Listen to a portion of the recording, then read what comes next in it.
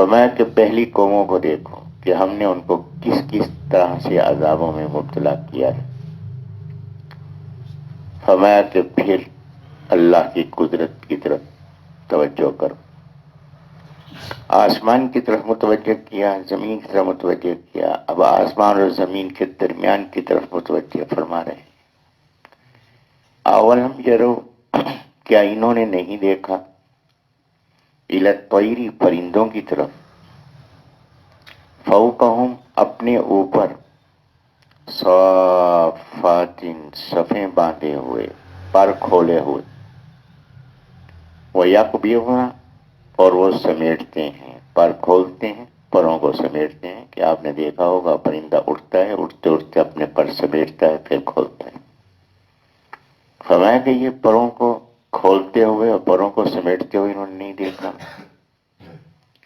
ما یمسکہن، نہیں ہے ان کو تھامنے والا، الا الرحمن، رحمان کے سوا. ضابطہ کیا ہے؟ ضابطہ یہ ہے کہ وزندار چیز نیچے کو گرتی ہے. زمین کے اندر کشش موجود ہے جس کو قوت جاذبہ کہتے ہیں، کہ ہر چیز جو فضا میں ہو زمین اپنی طرف اس کو کھینچ لیتی. آپ اوپر کھڑے ہیں، اوپر کھڑے ہوئے کوئی چیز آپ چھوڑیں، یہ چیز زمین کی طرف آئے گی. یہ زمین کی کشش. تو دو ضابطے. ایک ضابطہ یہ ہے کہ جو وزندار چیز ہو وہ نیچے گرتی، اور وزندار چیز جو ہے وہ جلدی گرتی ہے بے وزن چیز کے مقابلے میں. آپ کاغذ بھی اور لکڑی، ان دونوں کو اوپر فضا میں چھوڑ، لکڑی جلدی پہنچے گی، کاغذ آرام سے پہنچے گا. یہ آرام سے جو پہنچنا کس وجہ سے ہے؟ ہوا کی رکاوٹ کی وجہ سے. تو ہمیں اس نظام پہ غور کریں کہ ایک چیز یہ ہے کہ وزندار چیز ہے اس کو فوراً آنا چاہیے. دوسرا سبب یہ ہے کہ زمین کے اندر کشش موجود ہے، ہر چیز کو زمین اپنی طرف کھینچتی. فرمایا اس کے باوجود یہ پرندے کہ جو وزن دار ہیں یہ فضا میں اڑ رہے ہیں، تو یہ کون ہے کہ ان کو فضا میں اڑا رہا ہے؟ پھر یہ کہ اپنے پروں کو پھیلائے ہوئے ہیں، پروں کو سمیٹ لیتے ہیں. سمیٹنے کی حالت میں بھی نہیں گرتے، پھیلانے کی حالت میں بھی نہیں گرتے. فرمایا کہ کون ذات ہے جو ان کو فضا میں معلق کیے ہوئے. تو یہاں اللہ تعالیٰ نے یہ نہیں فرمایا کہ وہ اللہ ہے، یہاں رحمان فرمایا کہ جس کی رحمت صرف انسانوں پر نہیں، جس کی رحمت ہر چیز کو اپنی لپیٹ میں لیے ہوئے. تو فرمایا کہ انہو بکل شیء بصیر، یقیناً وہ ہر چیز کو نہایت دیکھنے والا ہے. صرف پرندوں کو نہیں دیکھ رہا بلکہ ہر چیز اس کے سامنے ہے، اور ہر چیز کی ضروریات کو دیکھ رہا ہے، ہر ایک کی ضروریات کو پورا فرما رہا ہے. امن ھذا الذی، ام کیا، من ھذا الذی، کون ہے ایسا، ہوا جند لکم، کہ وہ لشکر بنے تمہارا. اب یہاں اللہ نے پھر براہ راست خطاب فرمایا.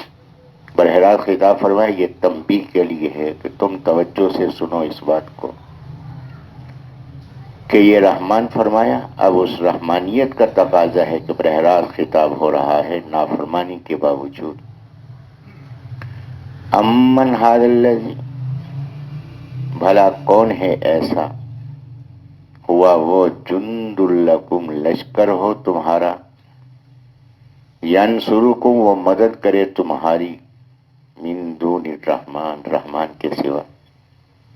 کہ تم دیکھو کہ کوئی ایسا ہے کہ جو تمہیں اللہ کے عذاب سے بچا سکے یا دنیا کے معاملات میں تمہاری مدد کر سکے.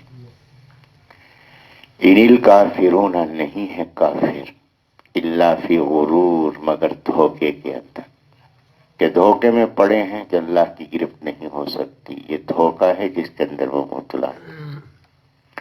ایک لفظ قرآن مجید میں استعمال ہوا ہے غرور، غین کے پیش کے ساتھ. ایک لفظ استعمال ہوا ہے غرور، غین کے زبر کے ساتھ.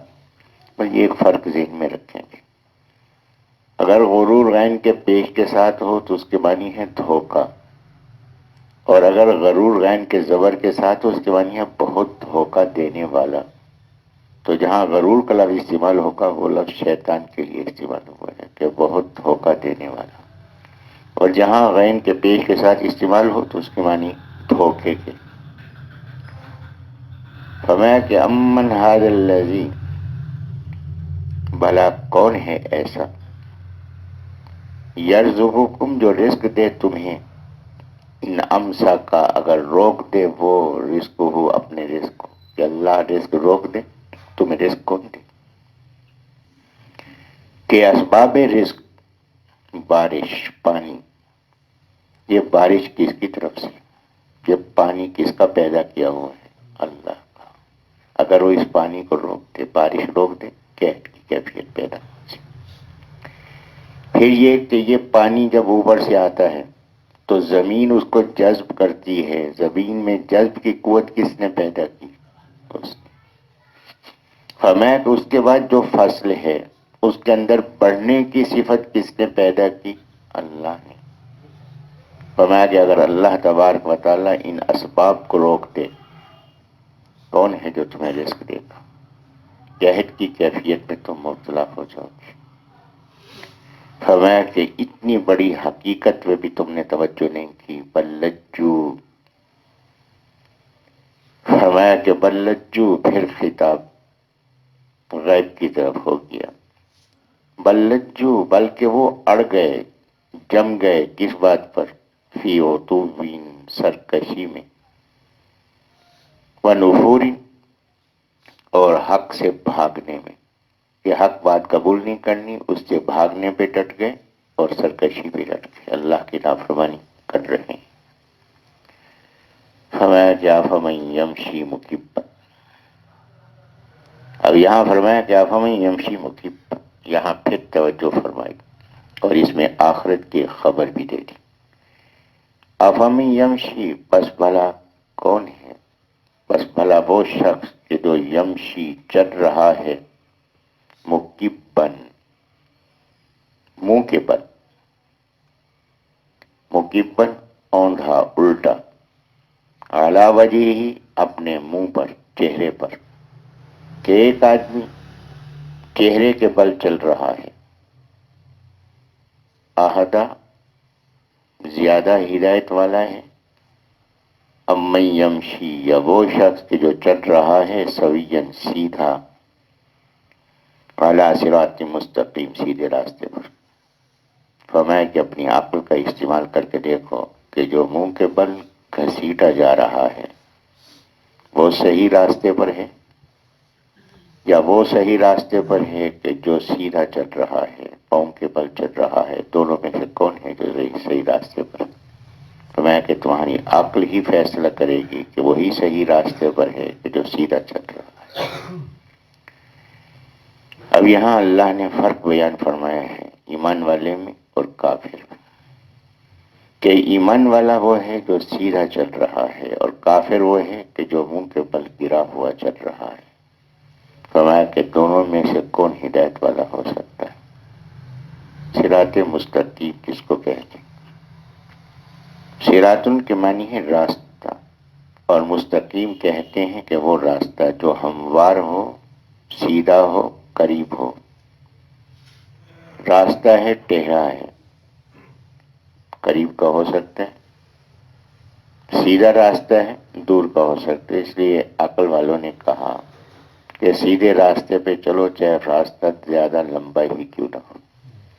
لیکن یہاں فرمایا کہ یہ صراط مستقیم، صراط مستقیم وہ راستہ ہے جو ہموار بھی ہے، سیدھا بھی ہے، قریب بھی ہے۔ اور یہ راستہ کون سا راستہ؟ اہدنا الصراط المستقیم، کہ اللہ تو ہدایت دے ہمیں صراط مستقیم کی، کہ یہ جنت کا راستہ ہے۔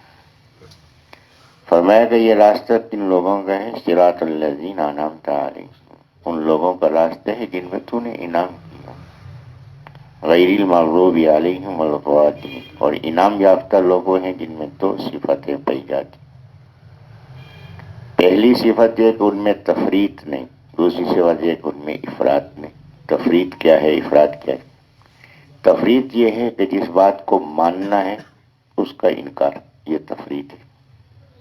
افراط کیا ہے؟ جس کو نہیں ماننا اس کو بھی مان لی. تفریط، اللہ کی صفات میں اللہ کی قدرت کا یا اللہ کی صفات میں کسی صفت کا انکار، یہ تفریط ہے. افراد کیا ہے کہ اللہ کے ساتھ کسی اور کو شریک بنا لیا، یہ افراد ہے.